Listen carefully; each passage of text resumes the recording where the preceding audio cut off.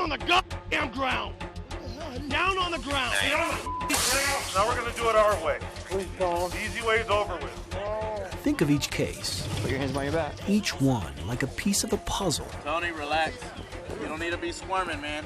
Stop. I'm trying to get you help, man. One piece, one story. We're trying to help you. Relax. We're trying to help you. One face. Stop resisting. Stop resisting. One death. Call fire right now. Call fire. Call fire. I don't feel pulse right here. No, he's dead. Dozens of pieces scattered, separate, unable to show us something new, something bigger, until now. He's out. He's out. Oh. Hey, he's cold. It's called prone restraint, and it's about as common in policing as a badge or a gun. It involves getting someone to the ground and cuffing that someone face down, arms behind back. Almost every time it's done without much consequence, but sometimes, as we found, prone restraint ends when the person face down underneath a pile of officers stops breathing. Are they calling 911? Has anybody got a pulse on them? Our list includes at least 107 deaths since 2010. Deaths in places like Baltimore, Maryland, Rohnert Park, California, Staten Island, New York, and Honolulu, Hawaii. In a country that's 60% white, 68% of the deaths involve people who were not. And while a little more than half of those who died had drugs in their systems, the number one characteristic was not drug use, but mental illness. I can't breathe, man. I can't breathe. I can't, dude. Please. And all these deaths have led to at least 70 million in settlements and verdicts in cities like Denver, Colorado, and counties like Montgomery in Ohio. Places that should have known better considering this. A now 2.5 decades old bulletin from the U.S. Department of Justice warning law enforcement to, as soon as the suspect is handcuffed, get him off his stomach because of the risk of positional asphyxia. There's no reason to act like this. They're killing me right now. Sir, we're not killing you.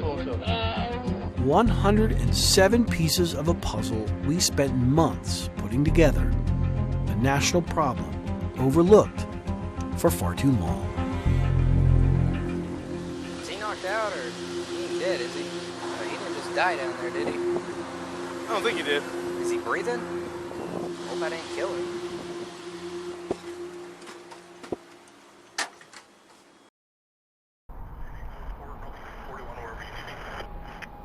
If you'll start toward North Carlton Avenue for an EMS assist. Lying on the ground and banging his head on the ground. It's going to be the reporting party's son. What is his name? Daniel. Units responding What's to his North last Carlton. name? It's going to be a Daniel Turner. Okay, tell me exactly what happened. It's my son. He's out running around. I think he's on something. Okay.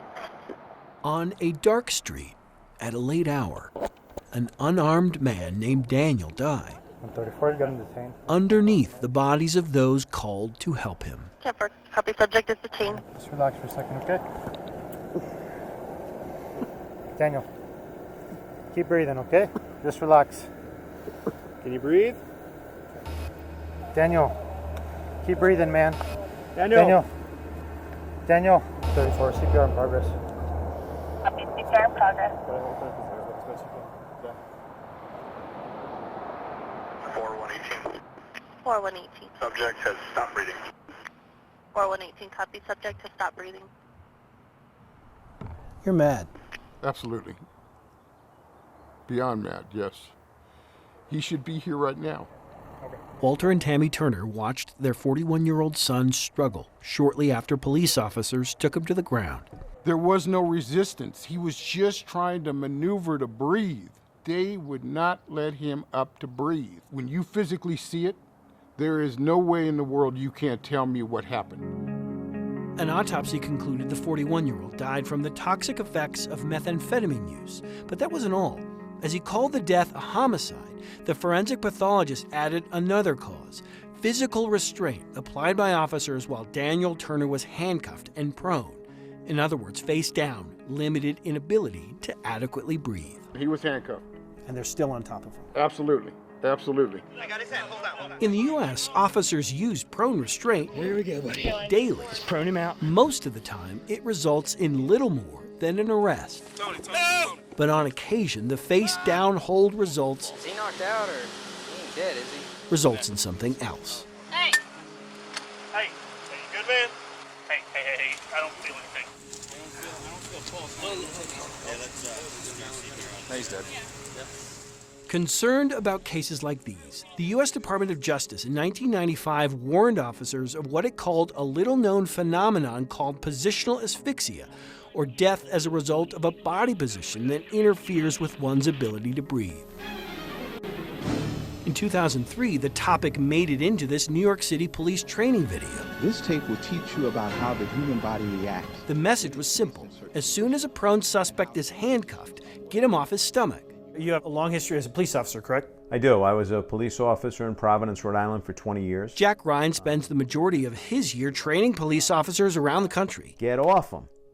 Get him on his side. Get him upright. He says if an officer isn't aware of the risk by now, that officer isn't paying attention. As I've said in training at times that we ought to have that printed on the dashboard of the police car and maybe tattooed to the back of everybody's hand. Get off them and get them into a position that facilitates breathing. All the way down. Okay. Once handcuffed, turn them over. Keep an eye on the face. That's it. Advice Ryan, a former cop himself, says does not put officers' lives at risk. There's really no downside. There's only upside to it. You know, like I say, and I say this in training, what do you lose by that? Hey, bud, just breathe. Hold on, man. Hold stop, man. And yet, if this story dealt only with Daniel Turner's story, you might be excused for considering it an aberration. Anthony. Here's the thing, however. Anthony. It's not. Relax, okay? You're not getting up, Drew. The more you move, the longer this lasts. After months spent examining autopsy reports, court filings, and news stories, we found example after example of law enforcement agencies largely ignoring the warnings. He's out. Oh. Hey, he's cold. We now know of at least 107 deaths that followed prone restraint since 2010. There are likely many more. He was on the ground for too long with his handcuffed with his hands behind his back with too many police officers on top of him.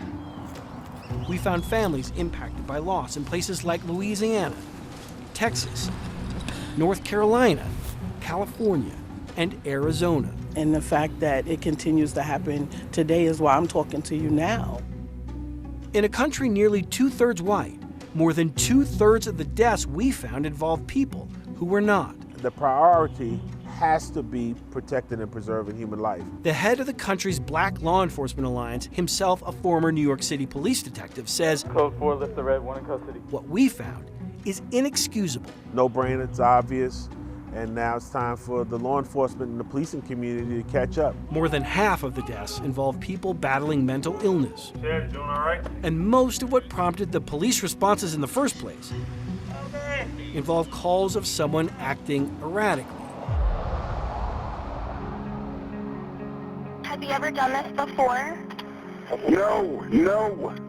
Calls much like the one that sent Farmington officers onto this dark street 2 years ago. We had a medical emergency. That's what we called for. Keep breathing, okay? Just relax. Tammy and Walter Turner say it felt like hours. In truth, body cameras tell us it was more like 3 minutes. Just relax for a second, okay? From the handcuffs to the realization Daniel wasn't breathing. Daniel. A doctor who reviewed the case on behalf of the parents concluded in this deposition Daniel died because he was unable to maximally ventilate. He died because he couldn't purge his body of carbon dioxide. It happened on our street. It happened 2 doors down. 2 years later, they remain so scarred by what they saw, they still won't head that way when leaving their home. Me and Walter do not drive down our street. We've never driven down since it happened. We won't go that way.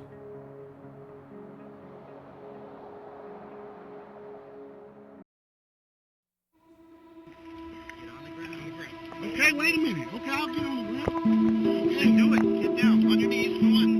On the ground. Bring it up. He's on. He's cuffed. Hey, let him sit there a second. Okay, everybody take a breather.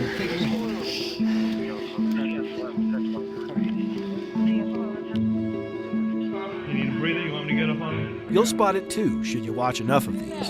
Sir, we're not killing you. We're not going to die. Stop. A pattern. Hey, you're okay. You're okay. You're gonna be all right. Officers seem surprised each time. Hey. Hey. Roll him over. Anthony. Hey.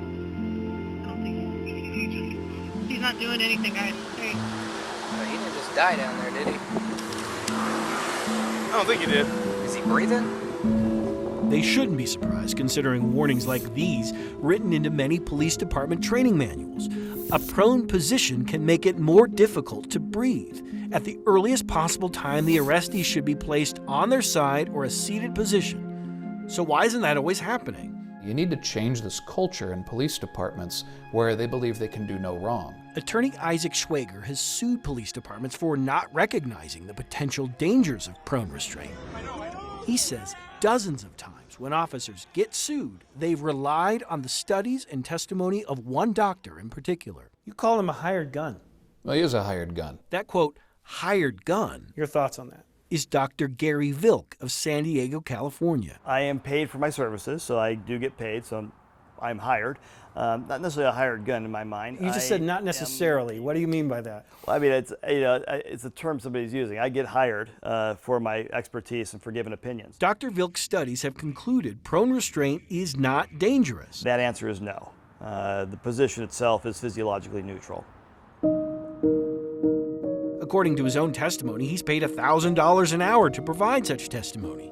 He insists his studies are sound, that the human body can take a lot of bodies on top of it, and that these cases represent a problem of optics, because most of these deaths are due to sudden cardiac arrest. It looks a lot better, it's a lot less confusing to a jury if the person has a cardiac arrest with nobody on top of them than if there's several people holding him down at that point. There's just one big problem.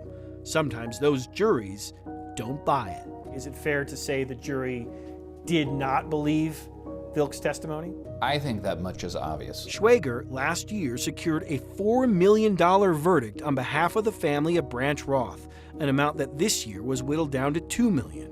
Roth died while held prone underneath members of the Rohnert Park, California Police Department. That's where I'm struggling here, is that this idea that the science is definitive, that your work is definitive, and yet you lose. Your side loses. And sometimes when they lose big. So I don't consider myself I lost. I tried to educate a jury on the facts, the data, the materials out there, the research. About that research, do you think sometimes this can be used as an excuse for behavior that did lead to somebody's death?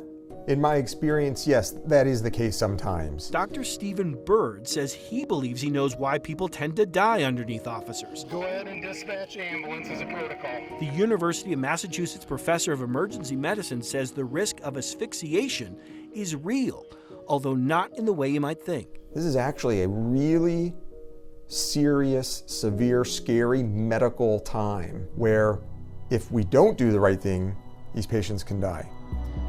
He says, look at it this way. As the body struggles to get oxygen, it produces lactic acid. When acid levels rise, the pH level drops. Yes, it's weird that way. The body likes a pH level of 7.4. The more you work or struggle, the more acid you produce. Normally, the body regulates this with the help of the carbon dioxide you exhale. But let's say something limits that. Carbon dioxide builds, acid levels rise, pH drops, you struggle even more. The situation spirals until finally, with a pH level below 7, breathing slows and the system crashes. Even a small degree of ventilatory impairment, decreased ability to ventilate in the setting of a severe metabolic acidosis, has severe consequences. His solution sounds a lot like those police training manuals. As soon as a suspect is handcuffed, get off him. It's my opinion that would save lives. Which brings us back to that pattern we noticed when we watched all of those videos. You didn't want to listen, did you? You know, when you're being attacked or you think you're being attacked, stop resisting. Do you fight back? Yeah, his arm's cuffed. The day before George Floyd died in Minnesota, Yeah, he's got a pulse. Chad Burnett remained face down, handcuffed, and motionless for more than 3 minutes inside his Colorado Springs home. Wouldn't that say something to you? Like, maybe there's something wrong here. His close friend, Brett Lindstrom, noticed the pattern as well. Chad, you gotta chill for us, okay, buddy? Go on. He had gotten quiet, and yet, you know, they're having this conversation while he's dying. In the middle of a mental health crisis, Chad Burnett stopped breathing. His death, one of more than 100 we found, that seemed to catch officers off guard. Hey, you with us? Come on, buddy. Chad. Heard a little breathing. Hey, Chad. Chad. Wake up, pal. Start compressions.